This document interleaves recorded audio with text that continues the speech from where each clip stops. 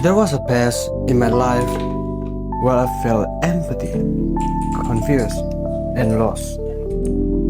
Aku mulai bertanya, apakah jalan yang kupilih ini sebagai UI UX designer sudah benar? Aku melihat orang-orang yang terasa begitu jauh di depanku, dan tanpa sadar, aku mulai membandingkan diriku dengan mereka. Sampai akhirnya, aku bertanya kepada diriku sendiri, apa sebenarnya arti kesuksesan?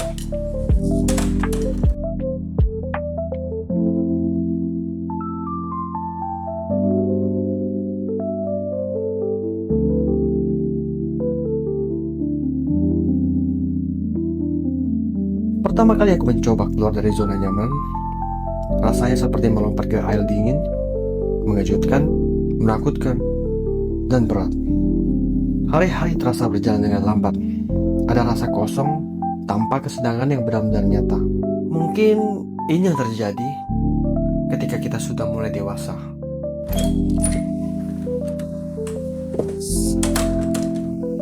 Tidak ada lagi hiburan yang selalu siap menenangkan, yang ada hanya realitas yang seringkali tidak sesuai dengan ekspektasi. Hidup harus terus dijalanin dan sambil belajar untuk menghadapinya. Sebelum aku benar-benar masuk ke dunia UI UX, aku sempat mencoba banyak hal.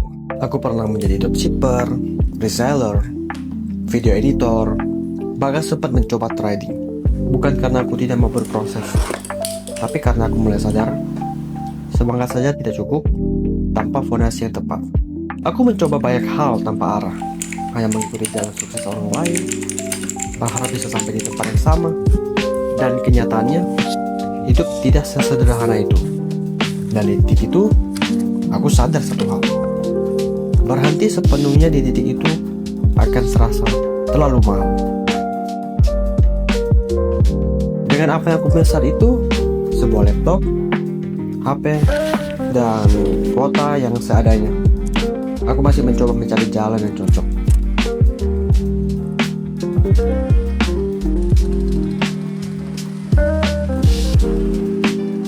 Tanpa arahan, tanpa koneksi, dan seringkali kembali ke zona nyaman.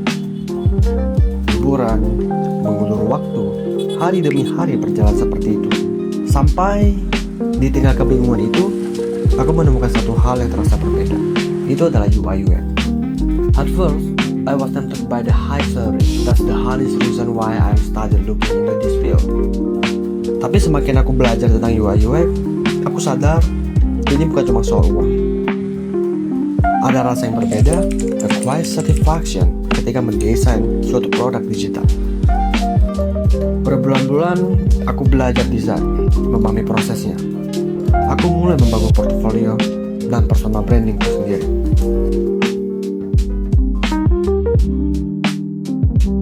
One year pass, tapi hasilnya hampir tidak terlihat. That's when I asked myself, did I choose the wrong part in UI UX? Then one day, my first client reached out to me. Meeting pertama dengan bahasa Inggris yang terbata-bata.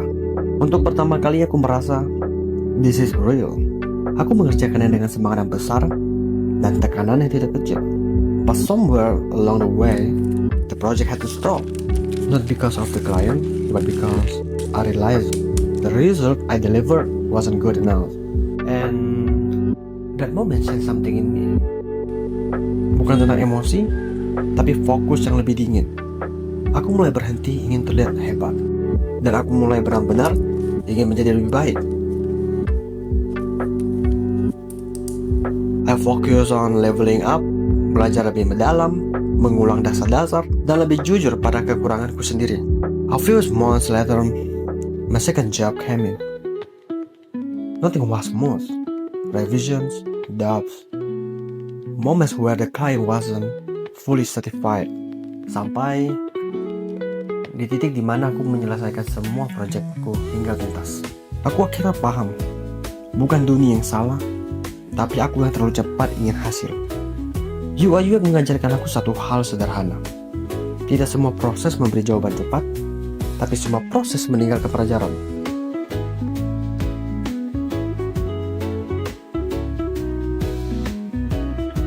Jenderal yang memenangkan pertempuran membuat banyak perhitungan di kuilnya sebelum pertempuran itu dimulai. Pada akhirnya, hidup bukan tentang menemukan jawaban mutlak antara hitam dan putih. Kita tetap bisa bermain, menonton, berbincang dengan teman, dan di saat itu kita terus bertumbuh. Karena dalam perjalanan ini tidak ada yang sepenuhnya salah, tidak ada juga yang sepenuhnya benar. Yang ada hanyalah pilihan dan konsekuensi yang kita perlu. Kebenaran hanyalah masalah sudut pandang, dan kesalahan seringkali hanya pelajaran yang belum selesai kita baca.